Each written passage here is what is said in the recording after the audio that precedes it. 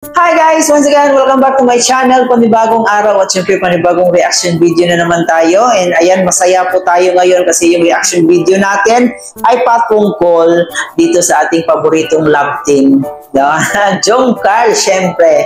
At alam niyo ba guys, hindi lang naman Jongkar yung paborito ko. Lahat naman paborito ko. Pero yung dito sa ating channel, yung mga ginagawa ko ng reaction video ay patungkol sa charity vlogs ni Kalingap Jomar, Kalingap Edu, no? And hindi lang puro pampakilig yung pinipictures natin dito. Talagang pinipictures ko yung mga yung mga charity works nila para maipaalam sa ating mga kababayan na ito yung mga ginagawa nila, no? Na kailangan ipapakita natin yung mga maganda nilang ginagawa para pamarisan, no? Suportahan po natin si Kalingap Jomar sa kaniyang charity vlogs. Pero bago ang lahat, syempre kung gusto mo na ganitong klaseng reaction video, please don't forget to like, share, comment sa ating video ngayon. Ayan, paki-share po para mas makita pa ng ating solid Jongkar fans at ng ating mga Kalingap supporters. At syempre guys, huwag din natin kalimutan, palagi po nating suportahan ang pinakaama ng Kalingap, si Kuya Bal Santos Matubang, si Ate Edna Vlog, si Kalingap Rap, at syempre si Jack Matubang. Suportahan din po natin ang ating mga keyboys, Kalingap partners, at ang ating mga charity vloggers sa Pilipinas. So kaya naman guys, dadako muna tayo doon sa ating reaction video for today. Panoorin muna natin ito. Tingnan natin ang message coming from our sponsor. Walang iba kundi ang ating kuya. Nasa na si Kuya Jomar. Palakpakan po natin.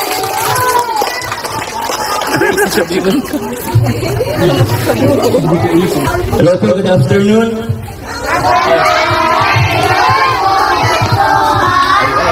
Thank you. Isang game muna dyan. Isa nagpuso na, nagpauso. Yung A. Ma'am Cynthia. Grabe, kaka-tiktok mo yan, Ma'am Cynthia. So yun, magandang hapon po sa inyong lahat. Ako po ulit sino nga pala ng pangalan ko?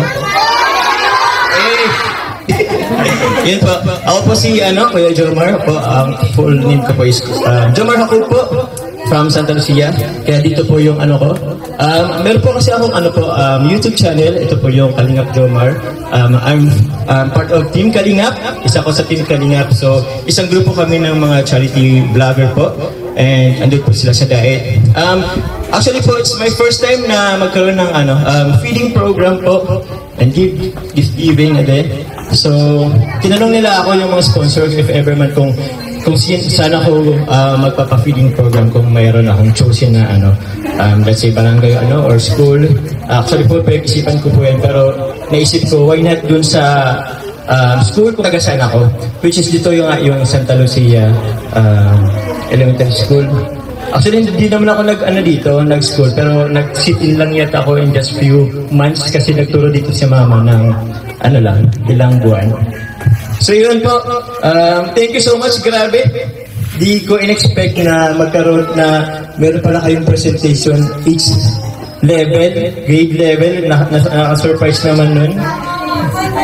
On the spot yun? Yes! Grabe. Parapaan mo na yung sarili. Kasi grabing effort and rin yun, ang magkabisado ng kanta at sayaw. Ngayon na po ba nilang ngayong pagpasok nilang po ba yun? Wow, grabe. Thank you very much sa inyo mga bata. Nakakatuwa.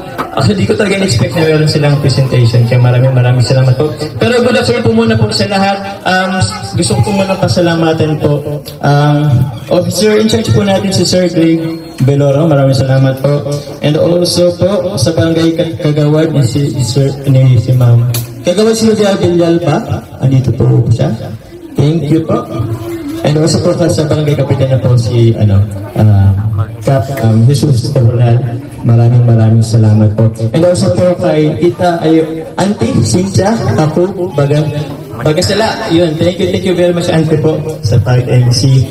Sa ating mga kapwa teachers po ni Auntie, maraming salamat po sa inyong lahat. Gusto ko po magpasalamat po sa ating mga family members na andito na full support ng aking mga kapatid and si Mama, ang Auntie Uncle ko. And also po, actually po di ako mag-speech. Also pasalamatan po ang Team Pilya. Sila rin po ang nag-ano po ng sponsor po ng ating foods and school supplies. Kids, gusto na ba kayo? Oh? Nag-recess tayo. Meron hindi pa. So maya-maya po na lang po tayo din inihandang pagkain sa inyo. And also for school supplies. So, okay, thank you po. Andito po ba yung kinders? Wala po. Meron po. Wala. Okay, so from grade 1 to grade 6 lang ang andito. Since yung kinder po is half day lang, morning lang. Okay po.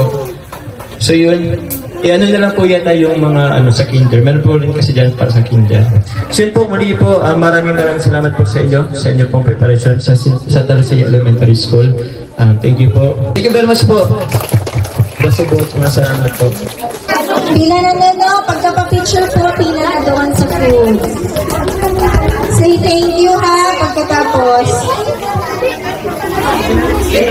Great.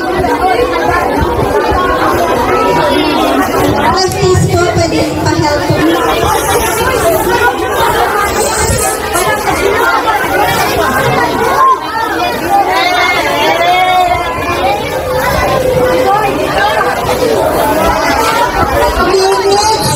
Yung school supplies na yung World Red Food, dali po kayo dito. Picture. Thumbs up?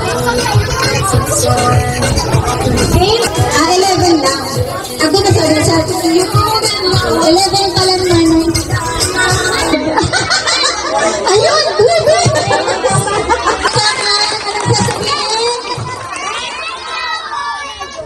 Sabay-sabay mga igin, isang palakas na thank you Kuya Jomar dyan. 1, 2, 3! Thank you po. Our last game. Anong gusto? At yun nga po guys, nakita natin ang ilang eksena kung saan nagkaroon nga ito ng papiling program si Papa Jom sa kanilang lugar sa Santa Lucia Elementary School. So ayun, maraming ganap sa kanyang papiling program kung saan mayroong mga presentation ng bata. So talagang nakakatuwa kasi sobrang saya ng mga bata guys, no? Yun naman talaga yung kasiyahan ng ating mga bata na mabigyan ng kunting pagkain, di ba? Masaya na po sila doon. At siyempre, hindi lang pagkain, nandun din po yung school supplies na talaga namang sobrang nakakatulong. Lalong-lalo na sa ating mga ibang kabataan na hindi talaga afford makabili ng mga notebook, no? Yung iba nga, ginamit pa nila yung mga dati nilang notebook, no? Kinuha lang nila yung mga may sulat na. So, ayun, malaking tulong po talaga yung mga school supplies na iniabot ni Kalingap Jomar. So, nagpapasalamat din po tayo sa mga sponsors na paabot ng tulong para sa kanyang first feeding program sa Santa Lucia Elementary School. So, maraming nasiyahan, hindi lang po yung mga estudyante, pati na rin po yung mga guro. So, nagbigay sila ng mga kanilang presentation at ang kanilang mga inspiration message sa mga estudyante. And talaga makikita natin si Papa Jom sa sobrang nag-i-enjoy, no? Talaga naman nakakataba ng puso guys pag makikita natin yung mga tao na masaya sa mga naiabot nating tulong, no? Masaya na po tayo doon. At yun yung napi-feel talaga ni Papa Joms. So ayan, sa part naman ng Jomcar, yung part 52, so dadako muna tayo sa part 52 ng Jomcar kung saan kaabang-abang dito guys, no? And may narinig akong bulong mula kay Kuya Jens, no? Ayan, si Kuya Jens, isa po yung napakagaling na reactor ng Jomcar, kung saan may eksena doon na feeling ko parang guest siya ng part 52 ng Jomcar.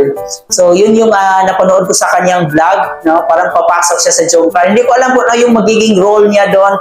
Panoorin niyo lang po yung vlog ni Kuya Jens. May sinabi siya doon na may part na papasok siya or baka magi-guest siya sa Jomcar, parang ganon. Parang PBB ba yung dati? So ayun, talagang kaabang-abang yung part 52 kung ano kaya yung mangyayari. Baka magkabati na talaga itong si Papa Joms at baby Carla. Sabi nga niya guys, no, nung last tawag to, last live niya na hanggat maaari, kung pwede sana maisama niya si Carla by the next feeding program. So talagang sobrang saya natin na makita din natin si Carla nakasama si Jomar na nagpapa-feeding program. So ayan, we hope na magiging makasama nga si Carla doon next time. So sa ngayon kasi busy pa si Carla sa kanyang pag-aaral. Feeling ko love na sila ngayon. Kasi yung mga mukha nila parang wala na masayahin na yung mukha ni Papa Joms, maliwasa yung mukha niya, masaya na yung mukha niya. So tingin ko masaya na yung part 52. Pero yan ay kaabang-abang pa kung anong mangyayari. Hindi natin alam yung ni Kalinga Prab yung nasa isip niya. Kasi yung isip ni Kalinga Prab, napakalawak ng kanyang imahinasyon, no? Talagang hindi natin mapipredict kung ano yung mangyayari.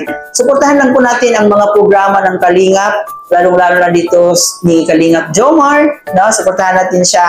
And ayun, naging successful po ang kanyang first feeding program sa tulong ng mga sponsors at syempre sa tulong na rin ni Kalingap Jomar, no? Marami na namang nasiyahan. So hanggang dito na lang muna guys yung reaction video natin. Ngayon uulitin ko na naman, baka hindi pa kayo nakapag-subscribe, lalong-lalo na sa ating mga Jomcar fans, mga Kalingap solid supporters, Kalingap Jomar supporters, baka naman paki-subscribe ang ating channel. Siyempre guys, pa-share na rin para mas patok sa panlasa ni YouTube, no? Para i-recommend pa tayo ni YouTube. So ayan, ito nga po pala si Chloe TV. Maraming salamat sa panonood and have a good day everyone.